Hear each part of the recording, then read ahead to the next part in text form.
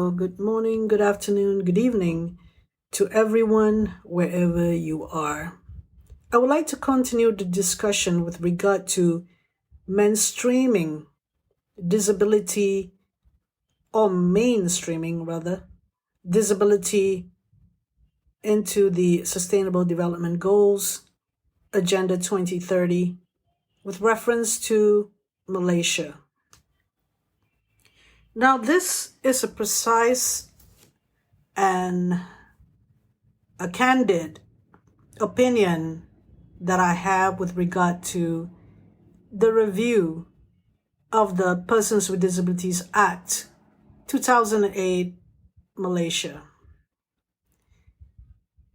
I would like to explain why I have this opinion that we need an Anti-Discrimination Act or a Disability Discrimination Act, similar to the one that the United Kingdom had in 1996. Of course, later on in the United Kingdom, they changed to the Equality Act 2010. Now, the Disability Discrimination Act, or shall I just give a general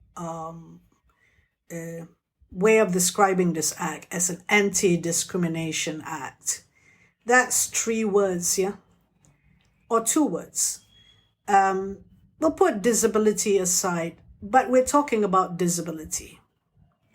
Now, the word discrimination doesn't sit well in Malaysia for many, many years. Even the word activist, it seems like you're really against the government and you will be jailed or you'll be penalized or bring to court if you were to openly disagree with the government on many matters. And there were acts that control what you got to say in public life. Now, I'm just clearly wanting to say on behalf of persons with disabilities, obviously not all persons with disabilities are going to agree with me because they have different opinions.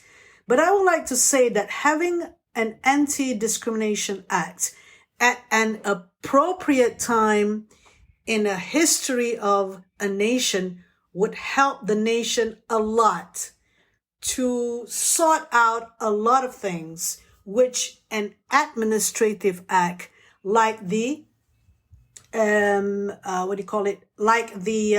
Persons with Disabilities Act 2008 is doing right now. There are opinions that you need just to tweak a bit, that revise that act a bit, and then you will resolve things with the other mechanisms. But that is in the interest of a low budget planning for the government. What we want is the idea, the concept, or something that is comprehensive and would resolve a lot of problems.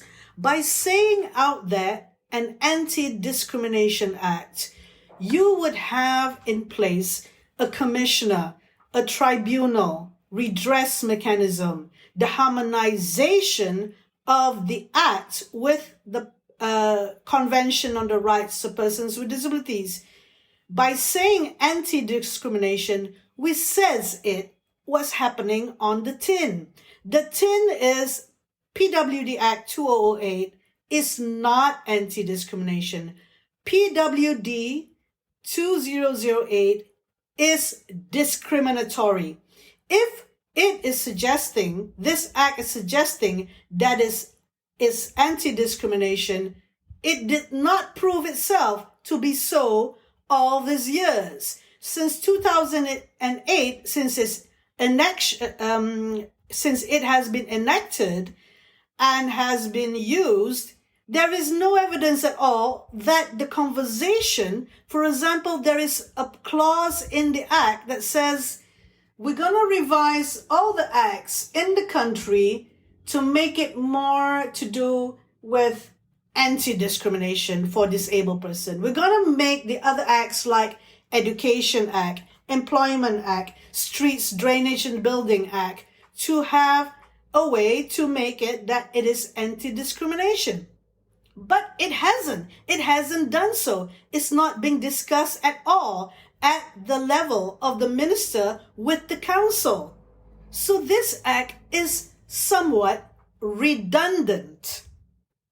So let us sit in there the fact that the Person with Disability Act 2008 is toothless. From the very beginning, there were people who were involved in the draft of the act before it became the act, who wanted to have the commission, who wanted to have a redress mechanism, but it was all taken away and then stated that this Person with Disability Act 2008 is toothless. It doesn't have any power, which is true because the power does not lie with the Person with Disabilities Council member. The power lies with the Minister of Women, Family and Community Development. So that is what it is. It says on the tin, that's what it is. Don't be dishonest and say that is an Anti-Discrimination Act. We know that disabled persons in Malaysia are facing discrimination at every level. Housing, transportation, cultural life, access to education, employment. So many sectors are not being resolved. So therefore, the country needs a Disability Discrimination Act to sort it out with a proper commissioner, or you can do a royal commission, whatever it is, independent of a ministry, directly accountable to the parliament, or shall we say the royal, meaning the highest state, meaning the Anon in Malaysia. So what I'm trying to say is that we need to sort this out. Things need to be sorted now. It's a mess. It became worse. Like last time, they didn't have so much requirements, who can go which university and what disability can't go to which university, and they want to do a system where it's we want to have disabled person compatible to this university so that they can do this course. They're not letting disabled persons to choose whatever vocation they want in life. And that is for those who can go to universities, so have the right qualifications to go to universities. Of course, disabled persons say, I have the qualifications, I want the right to go to universities, to a university to have this course. But there is this situation where the government is putting requirements that you must be of a certain disability only, or ability, that you can only do a course. So it becomes worse in this country. And with regard to abuse of children with disabilities, we see the case of Bella, where the person who complained is being subjected to harassment because their names are out there in the media. They are not protected. There is no commissioner or a mechanism to protect them if they make a complaint. Therefore, we can only guess that a lot of other people out there, children with disabilities who are being abused, but people do not want to have their names out in public, or people don't want to be let themselves be scapegoated or vilified in public because they complained about somebody else. So the point I'm trying to make is, to solve the problem of our country, we need to have a commissioner, a disability commissioner with a proper office of about 20 or more people. Right now, invest in it so that we can resolve this. We can't have Suhakam because it is not a way to deal with it, and they haven't proven that they could deal with this issue. There's too many issues. The disability commissioner need to do a lot of work. It need a lot of people to assist them, where they go to different states. Our country works with it's a federal constitution that each state is governed in a way, they have laws in a way that is pertaining to that particular state. And you know that the Uniform Building Bylaw 34A under the Streets Drainage and Building Act is gazetted by each state from the year 1991 to 1994 and 1999 in Sarawak. So therefore, the state government is the one that will ask all or require that all authorities in that state to enforce the act. And if the act is not enforced, there will be a penalty accrued. Okay, so the penalty given if a developer does not comply with the exact requirements or standards in the implementation of the Uniform Building Bylaw, they will need to be penalized. There is no penalty. So who is going to deal with the issue of penalties?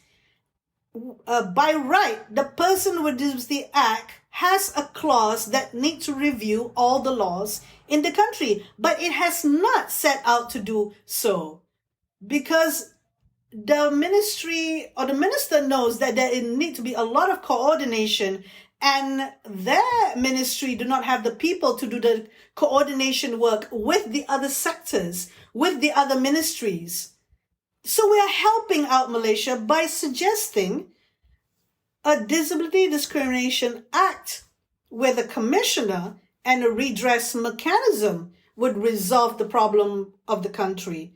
I'm not giving a lot of case studies. There are a lot of case studies. One glaring thing that is happening under UBBL 34A is that in that law, it says a person can enter, a disabled person can enter, use the building and exit. What it doesn't say there, the interpretation is when you said exit, it means that during an emergency, a disabled person can exit safely, intact, and not being disabled by being in that building, for example. Now, imagine that a lot of buildings have been passed or certified by local authorities, which doesn't suit or which doesn't comply to this UBBL 34A in terms of emergency escape. That is a huge problem there, right there. How are you going to rectify it? So, in this country, we try to resolve a lot of things with consultants, but the consultants themselves lack a lot of things. I can cite examples that I've heard, but I wouldn't do it here. But the ones that I've cited, everyone knows about. So, I would leave it there, and I would like that this podcast is broadcasted in my Talk Architecture podcast, and whoever that's listened to it, if you're an architect, I've talked about UBBL 34A, and it is in your interest to learn about universal design, to learn about this law, and also to understand the Malaysian standards 1184 and 1183, because this is the contentious thing that we have here in this country with regard to persons with disabilities. Thank you very much for listening. Have a good day.